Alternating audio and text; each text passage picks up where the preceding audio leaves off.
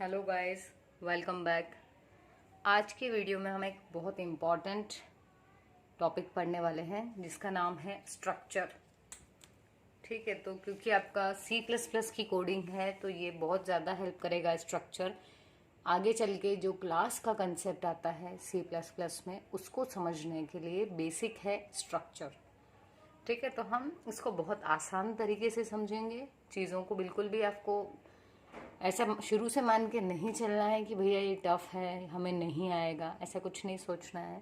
चीज़ें काफ़ी इजी होती है, बस हमारे समझने की देर होती है ना। तो आप इस वीडियो को पूरा देखना, फुल कंसंट्रेशन के साथ देखना, तो इसमें आप क्विकली सीख जाएंगे कि एक स्ट्रक्चर होता क्या है और हम उसको कैसे बनाते हैं। ठीक है, चलिए। तो हेडिंग है हमारी स्ट्रक्चर। एक चीज़ और, यदि आप इस चैनल पर नए हैं तो आप चैनल को ज़रूर सब्सक्राइब कर लें, और यदि पुराने भी हैं तो भी एक बार चेक कर लें कि जो सब्सक्राइब का बटन है वो प्रेस है या नहीं। ठीक है, चलिए। तो इसके पहले जस्ट हमने बात की थी स्ट्रक्चर की।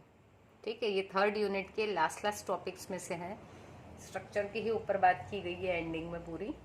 ठीक है, तो इससे पहले जब हमने अरे देखा था तो एक अरे क्या होता है, सिमिलर डेटा टाइप का कलेक्शन। मतलब अगर आपने इंटीजर अरे बनाया है तो सारे एलिमेंट्स उसमें इंटीजर वैल्यू होल्ड करेंगे।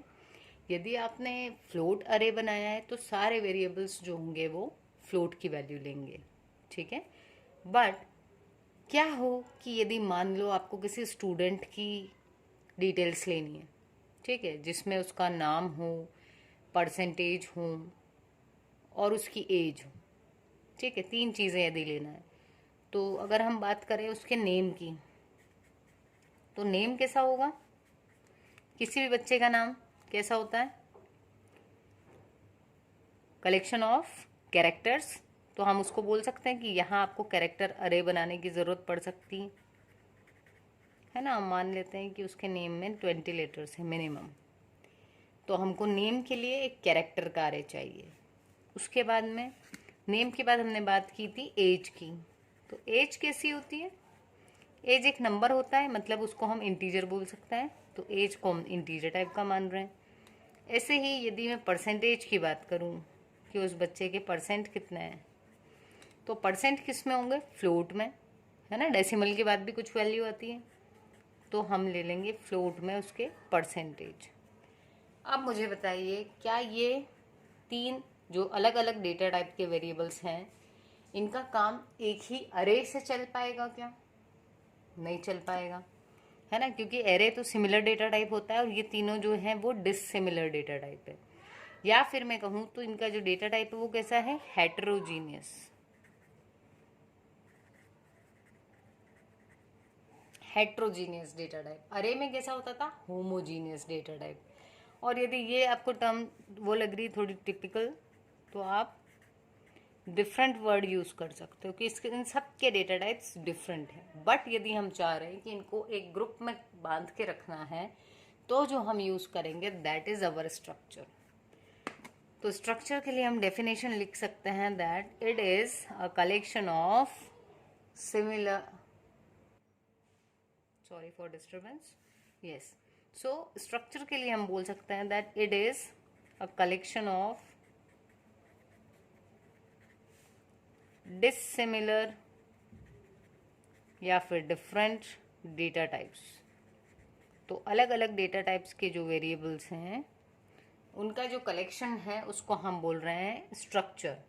बना के देखेंगे हम एक एग्जांपल में, और उसके लिए जो हम कीवर्ड यूज़ करेंगे वो होता है स्ट्रक्ट।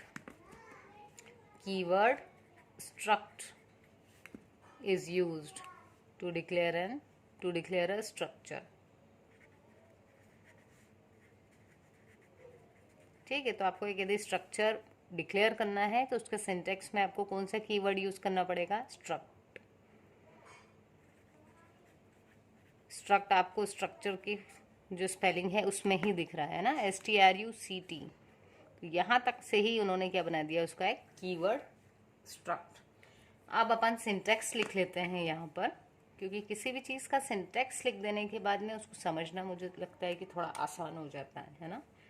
जब आपको एग्जाम में भी यदि इससे रिलेटेड या किसी से भी रिलेटेड कोई भी क्वेश्चन आए, तो क्योंकि ये प्रोग्रामिंग वाला पेपर है आपका, भले आप मेजर माइनर या ओपन इलेक्टिव वाले हों, तो क्योंकि इसका टाइटल ही प्रोग्रामिंग है, तो आप इस चीज़ का ध्यान रखना कि एटलीस्ट आपको सबके सिंटैक्स याद हों। प्रोग्राम अगर आप याद रखते हैं तो बहुत अच्छी बात है, बट सिंटैक्स तो याद होना ही चाहिए। चलिए, तो हम कीवर्ड जो यूज करेंगे दैट विल बी स्ट्रक्ट। अब यहाँ पर आपके स्ट्रक्चर का नेम आ जाएगा, ठीक है। तो मैं यहाँ नेम लिख देती हूँ, नेम ऑफ स्ट्रक्चर, जो भी आपको नाम रखना हो। उसके बाद लगाएंगे हम करली ब्रैकेट।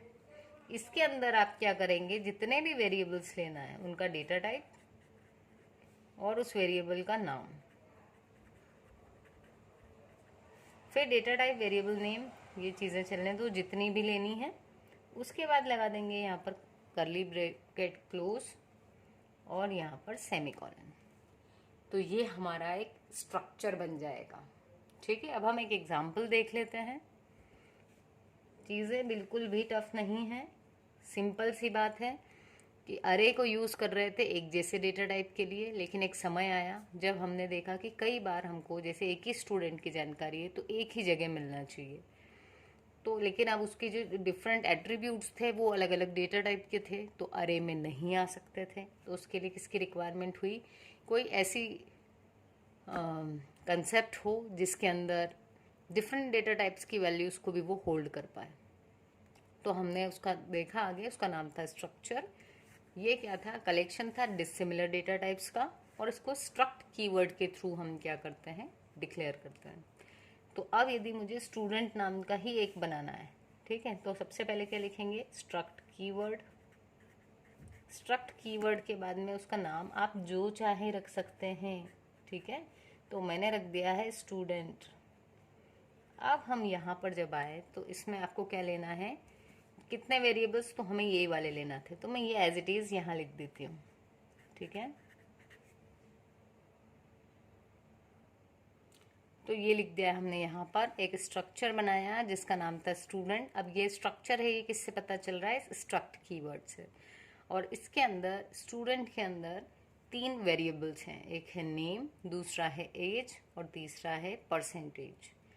अब हम नेक्स्ट वीडियो में बात करेंगे, इसके ऊपर एक एग्जाम्पल देखेंगे, बट मुझे लग रहा है कि काफ़ी सारे लोग तो यहाँ तक भी अभी तक नहीं आ पाए हैं, है ना।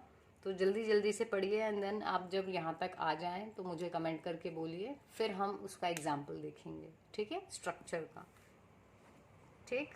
अदरवाइज ऐसा ना हो कि आप बहुत पीछे रह जाएं, फिर वीडियोस आगे ज़्यादा आते जाएंगे और फिर आप सोचेंगे कि यार हम तो बहुत पीछे रह गए हैं।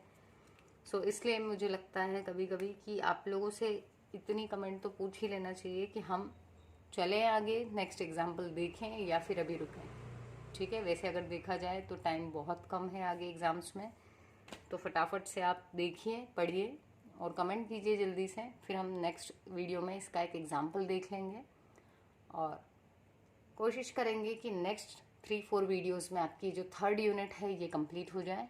फिर फटाफट से हम 4th और 5th by the end of May, हमारा टारगेट रहेगा कि हमारी 5 यूनिट कंप्लीट हो जाए, ठीक है। ओके गाइस, मिलते हैं अपनी नेक्स्ट वीडियो में। Thank you.